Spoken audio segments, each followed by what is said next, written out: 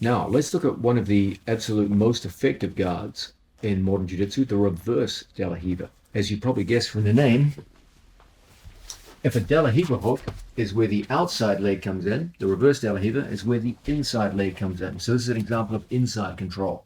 Your opponent has a bunch of options with regards to the second leg, but many of your opponents like to put it here on the foot, so we'll start in that general position. Very often from here, your opponent will have various kinds of lapel grips, etc., etc. As always, your first duty is to free your head. Okay, so whenever someone's controlling us here, we're always looking to pop the grip off in the direction that our opponent's thumb would point. Don't try to go down. You'll never break the grip in that direction. If your opponent was extending his thumb, that's the direction of the break. Bang, every time. Okay. Now, from this position, our duty here is to get the inside position inside our training partner's knee.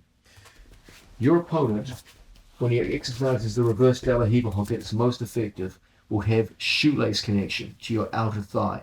So his leg goes on from the inside and hooks onto the outside of your thigh with the shoelaces. The more strength of the shoelace connection, the more dangerous my opponent is to me. Look how easily Mateus can extend his leg and break my balance forward and force my hands to the mat. Nothing good comes out of this for me. Lots of good things come out of it for him, but not me. So whenever we have this kind of thing, our first gambit is to remove that shoelace connection. And as you've probably guessed by now, the way we do this is by using inside position. So I'm going to take my hand inside my training partner's leg, right below the knee. Okay, you can use pant grips or we can use open hands. From this situation, look how I extend my leg and push the knee down. And as a result, the shoelace comes out. It's probably not going to go down to the floor. That's probably not realistic. But all I need to do is pop the shoelace out. Now from this position, I take my elbow and clear the second foot out. And as a result, we end up in our favorite passing position, the split squat. And from here, we're ready to play. Notice that when my opponent has his foot down here, there's no shoelace connection. He's so much less effective. When the shoelace connection is in, any extension of that leg on his part will immediately start putting my hands down to the floor. So our whole thing here always is to extend and remove the leg. Then we have inside elbow position, inside knee position, and we're looking good, ready to pass. So once again, from a situation where my opponent comes in and works with a reverse De La Riva hook. From this position, I take my hand to the inside. I extend my leg and remove the hook. Then from here, I reposition my body and we lock up in a fine passing position. Okay. Now, you've heard me say so many times, get that inside position, get the hand inside the De La Riva hook. What if I can't use my hand? Okay, what if the grip is very, very robust and for whatever reason the hand is not going to get inside the knee?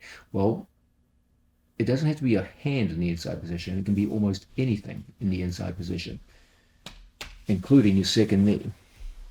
Something has to be inside, okay? So this time I'm going to take my hand and I'm going to break my training partner's grip. I'm going to put my hand out on the floor and we're going to move away from our training partner's De La Riva hook, just like so. Now instead of using my hand in the inside position, I'm going to use my knee. I put my second knee in, and as a result, we're able to pommel through and steal the inside position with a knee instead of a hand. Now you have a different, but still very effective passing position to work from. Okay? So once again, my opponent has a reverse De La Riva hook, in like so. We go in to break our training partner's grips. We put our hand on the floor. Strong grip, buddy. From here, I put my knee down on the mat, and I use the stability of this position to stiff arm inside his arm, and then I bring my knee inside. And as a result, we remove our training partner's foot. We find ourselves now in a very good position to go into our guard passes. Okay? So don't forget, always has to be a hand. Something has to be in the inside position, but it could be a hand, could be a knee. Either one is going to be effective at removing that reverse De La Riva hook and getting into a good passing position.